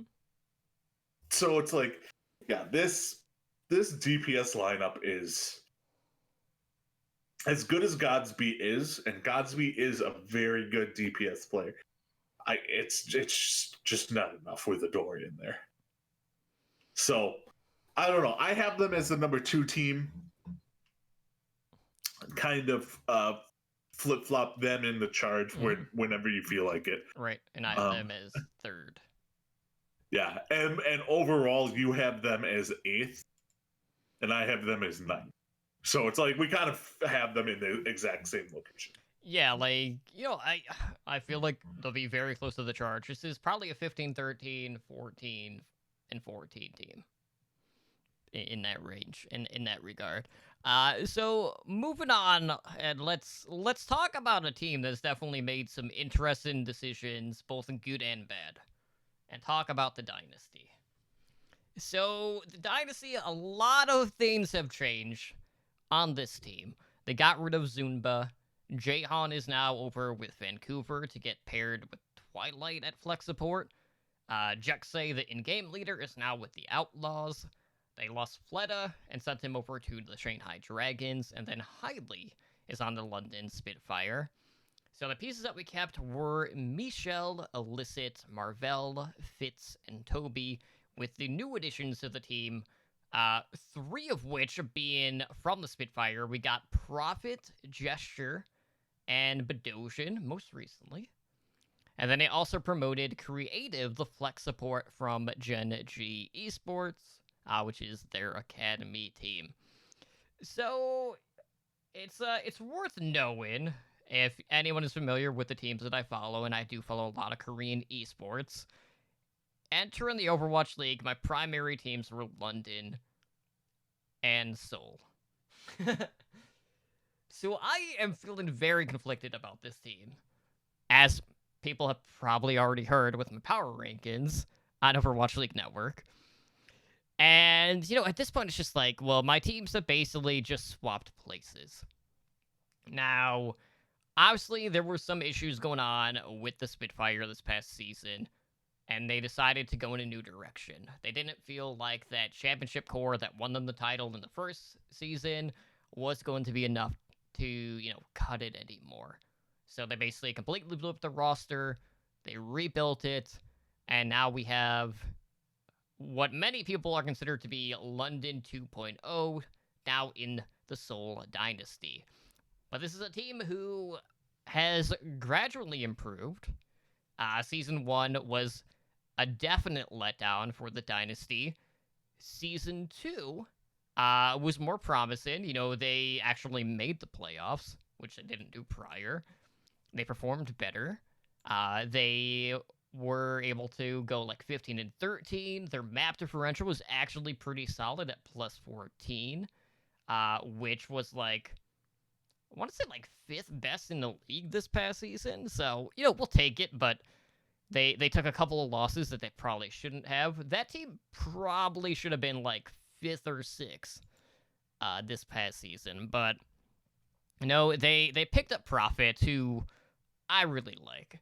Gesture has been very solid, and his Orisa play has been very good, especially with the whole combinations and the setups that he's been able to do.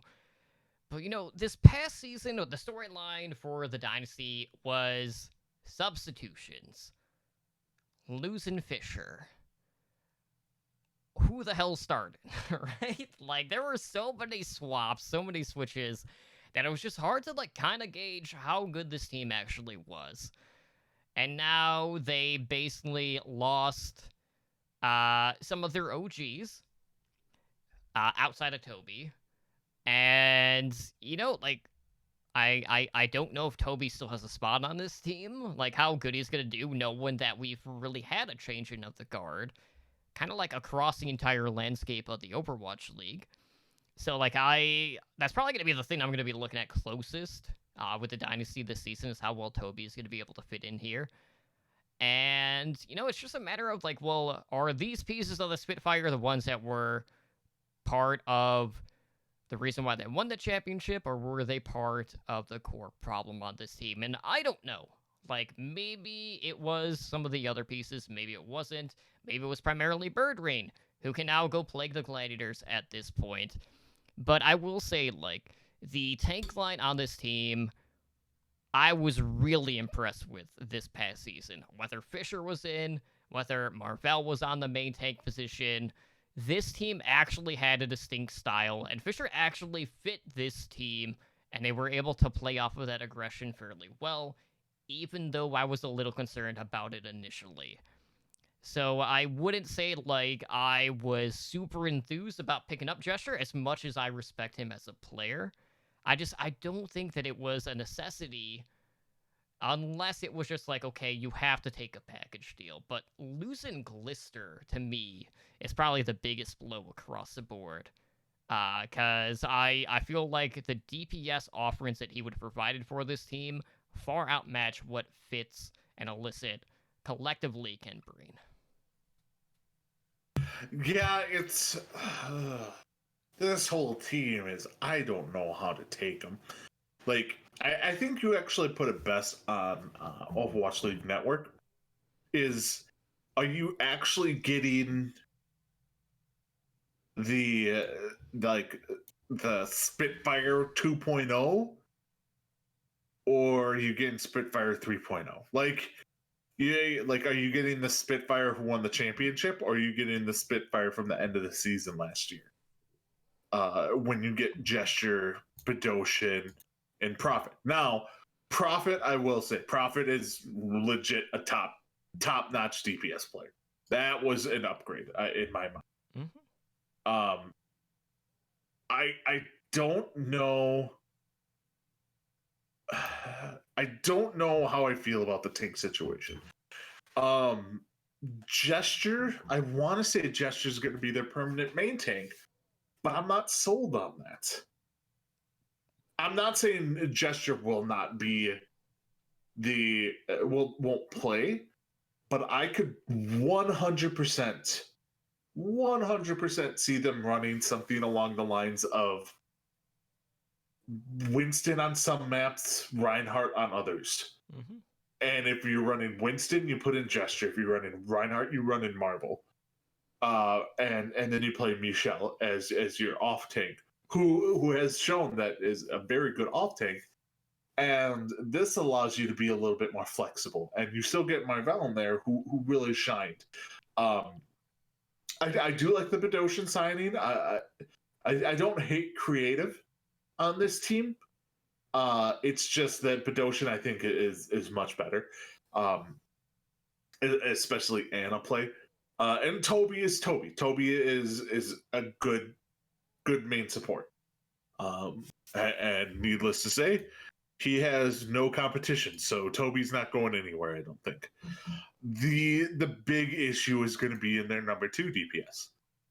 I don't know if they didn't see what they wanted to in Glister, or if they ran out of money, or if it was kind of an unwritten deal to like during all these trades that they would allow the Spitfire to sign them without them interfering, which is a possibility, because I don't think you can trade contenders players, but you can have it.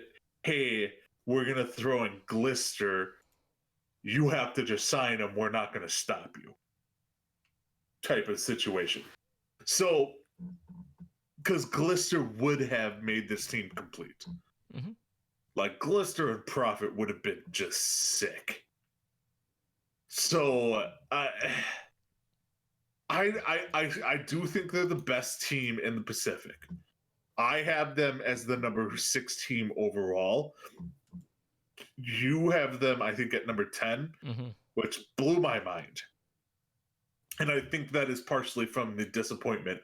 Well, let me put it this way. So, looking at the past season, 10th place would still be at the same record of where they finished last season at 15 and 13. Like, there were a lot of teams that were, you look at 6 all the way through 10 who were 1 game apart from one another. So I'm not saying, like, they're going to be that much worse than the other people that are basically, like, in that 5 block. It's just, I'm going to need to see certain things from the second DPS, and primarily from Toby. If they hit on both notes, I can definitely see them being, maybe working their way up to top 6. But for now, like, I have my reservations.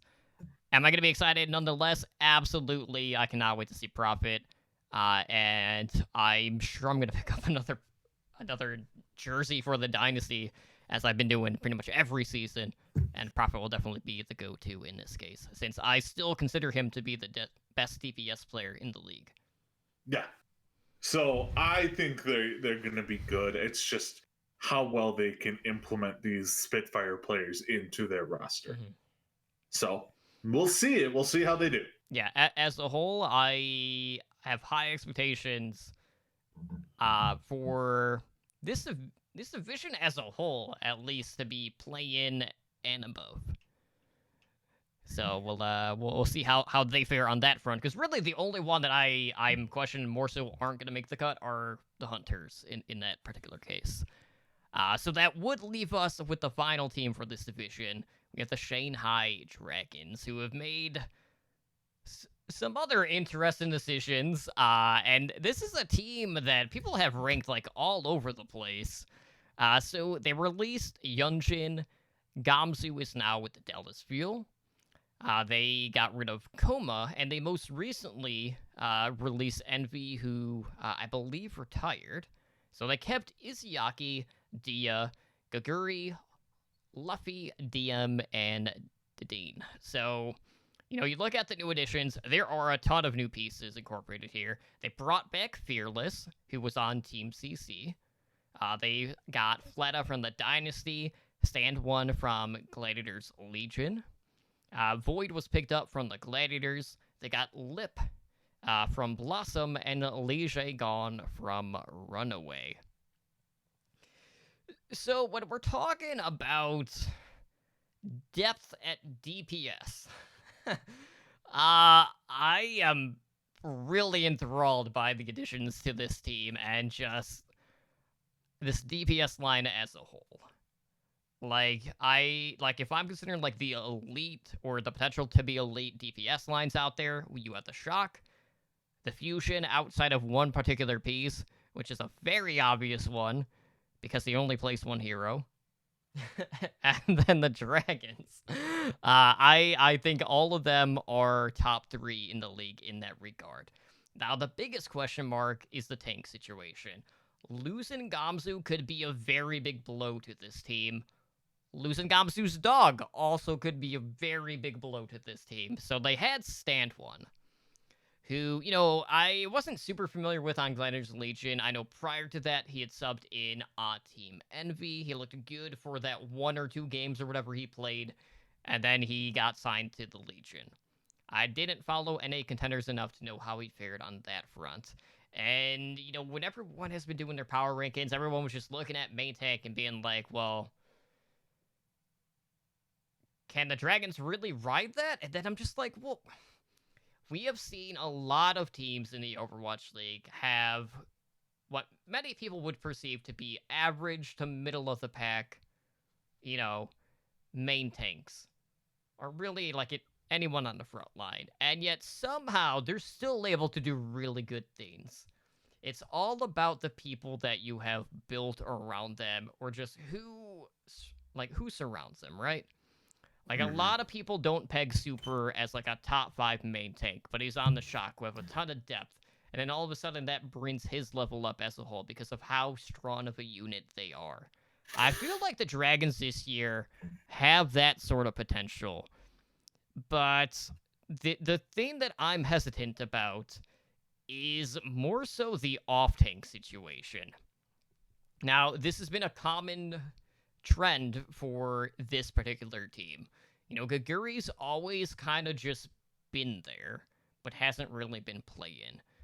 Then it was a lot of okay, we're gonna bring in Envy, and Envy looked okay, but was never really a standout, and now they turned to Void, who I would say stepped up overall this past season with the Gladiators. And we'll see how he's gonna do in a new area, but I feel like their support line had been solid. Really no issues there on that front. Izayaki still kind of had his moments where he had kind of poor execution in regards to his ultimates. But that player, himself as a player, has a ton of mechanical skill, and I feel like over time that is just going to fix itself. And then it got a big upgrade from Koma going to Lige gone from Runaway, which I'm happy about. So I feel like when you look at the support and cast, that is going to offset whatever the perceived issues would be on the front line. But, it's going to be made or broke by how their tank line is going to do. Fearless looked okay at times, especially on the Winston, but outside of that, he kind of fell off. But he's looked pretty good over in China, so hopefully he's more seasoned. He'll come in, and should Stand 1 not be able to perform at the level that this team expects, we'll be able to slot in and, shore things up on his end. Yeah. Now, who do you expect to start, Luffy or Izayaki? I'll be honest, Ed, they flipped so many times, I don't even know. Okay.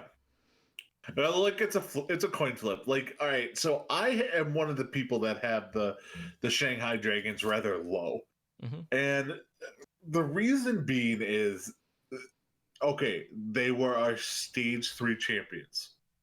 Okay. Right. Stage 4 comes along. We go 2-2-2. They shit the bed. They did. They went 1-6. They beat the Fusion in the first round of the playoffs, not saying much, and then losing the next round. So once we went into roll lock, they went 2-7. And it's one of those things where, like, a lot of people love, like, now granted they went out and got flooded. That's awesome. DM and Ding are not the answer as the DPS duo. As much as people may love him, I don't think that's the duo that you need to use. Fleta needs to be in there. I think you throw in the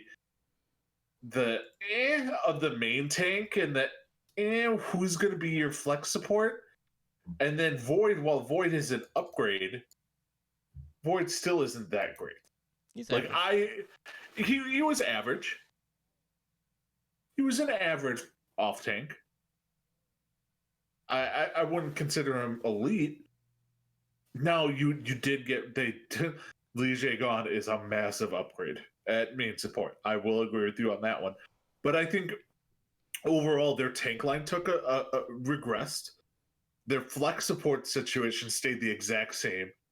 And they got a little bit better on DPS. They definitely added the depth. I just don't know how they're all going to play together. I've just been burned by them so much. Right. That I have them in 15th place. Like, I have them low in our rankings. And it's because of those kind of situations that I can't trust them, because I have not seen them play well in 2-2-2. So that's I guess that's my main reason, is I just haven't seen them play well. So I don't know. I may be losing my mind. I don't know. I mean, looking like across the board at rankings, like it does seem like there is probably more confidence from other people from the community with the Dragons. I'm so definitely on the low end. You are, but you know there's a couple of teams that are kind of like in the same boat. Like for instance, like same case with me and the Justice compared to majority of people, because I know I had them very low compared to most people. People either have them like top 6 or they have them middle of the pack. I put them in like 17th when we were doing our rankings. So, you know, they're I'm like that with the Eternal. Yeah. I have the Eternal 12th. Everyone else has them like bottom 3 or 4. Like, we're just gonna have those differences. And you know what the crazy thing is gonna be? They're all gonna be wrong. All gonna be wrong. Like, legit. Outside of the Uprising, Valiant, Spitfire, outside those 3 teams, and the Defiant, I just don't think they could do it. I don't know if you could talk me out of, like, in some crazy scenario, any other team being in first place. Because we saw the craziness last year. We saw the shock come from middle of the tier team to being dominant. The Vancouver Titans came in as a full contenders team and dominated. You know, the Atlanta Reign lost their best player and got better. Like it's just, we are going to be wrong. That's the only guarantee of preseason rankings, is you are wrong. Hate to break it to you. It's just a matter of who's less wrong than others. Yeah, who's less wrong than others? Like, the Gladiators could be legit. Like, if Mirror and Birdring turn out to be decent, like good, the Gladiators could run away with this. Possibly. Because because they have the best support duo in Overwatch and a pretty damn good tank line. It's just like we just don't know. It also doesn't help that we have no idea what the meta is going to be. Mm-hmm. That is also true. So that will wrap up our Pacific East division preview. So next week we will be covering the Pacific West, and that will be the final division preview since we will have covered all of the bases at that point. So with that being said, I think it is high time that we go ahead and, close out shop for tonight. So if you guys want to help us out, the best thing to do, as always, is to head over to iTunes and write us a review. Let us know how we're doing.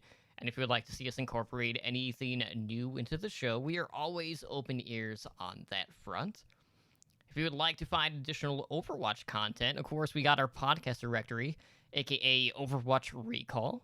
You can find that on our website, and then every Sunday night, I do the weekly recall, which has a listing of all of the prior week's content available to you all in a very neat form. So for more info on that, follow Overwatch Recall on Twitter at OW Recall. Now, of course, if you want to support us, you can do so a number of different ways. You can throw us a Twitch Prime sub if you have Amazon Prime. Otherwise, subs on Twitch are $4.99. You can unlock our emoticon. Or if you're looking for a cheaper option, we do also have a Patreon where we have tiers starting at just $1 a month. So for more info, visit patreon.com/OWL Network. And then you too can join the likes of our master and above patrons in Blazing Bob, Brendan, Jay-Z, Owl, Kesha, and Agent Life and Help in our network, bro. And just as a reminder, this Saturday, that is January 25th, we have our game night. So join us for a night of custom and workshop game mode starting at 7 p.m. Pacific time.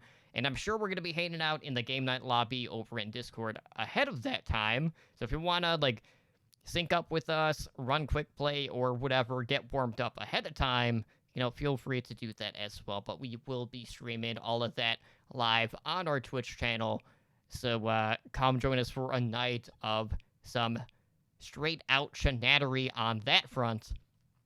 But on that note, Ed, why don't you go ahead and let our listeners know how they can contact our show?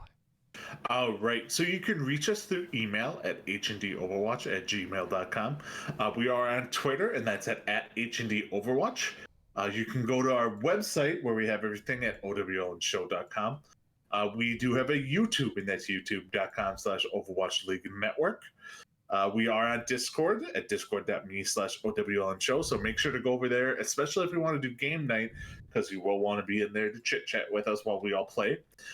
We do obviously stream on Twitch at twitch.tv/OWLnshow. We are a Twitch affiliate. So again, like Tom said, you can help support the show by subscribing to our channel and earn our network emoticon. Our podcast, we do stream pretty regularly. So on Mondays at 7 p.m. Pacific, we have the Overwatch League Network with Totem Booger and Anura. I always screw up that name, Anura. And then Tuesdays, we have OWL by the Numbers, our fantasy Overwatch League podcast. Is Tuesdays at 6 p.m. Pacific. We had Fall from Fantasy OWL this week. And last week, we had Soul Drink from highnoon.gg. And next week, we have the team from Draft Buff coming in for an interview. So make sure to tune into that. On Wednesdays at 5 p.m. Pacific, we have this show, Heroes Never Die. And then we do have host streams whenever available, run on a flex schedule, so be sure to follow us to be notified when we go live. We do have the Patreon, like Totem had said, at patreon.com/OWL Network. You can reach me personally on Twitter, and that's at Edinar Overwatch, or you can watch me on Twitch at twitch.tv/Edinar. Totem, where can they find you? Well, you can find me over on Twitter at TotemlyDrunkCTR, and I do also stream on Twitch Monday, Wednesday, Thursday at twitch.tv/TotemlyDrunk, where in less than an hour, I will be streaming our first official Fantasy Overwatch League draft of this season, which will be on Draft Buff. So we'll be able to talk about our drafting experience through their app. on next Tuesday when we sit down to talk to them on that front. So looking forward to that. So hopefully, people can just hang out and chat and, troll us and listen to our shenanery in Discord, all of that good stuff. But with that being said, guys, I do want to thank you again for joining us tonight on another episode of Heroes Never Die. You've been listening to episode 194, getting closer and closer to that 200. 6 more. I've been your host, Tumbling Drunk, joined, as always, by my co-host, Edinar, and we'll see you guys back next week. You take care and have a good night. See you, nerds.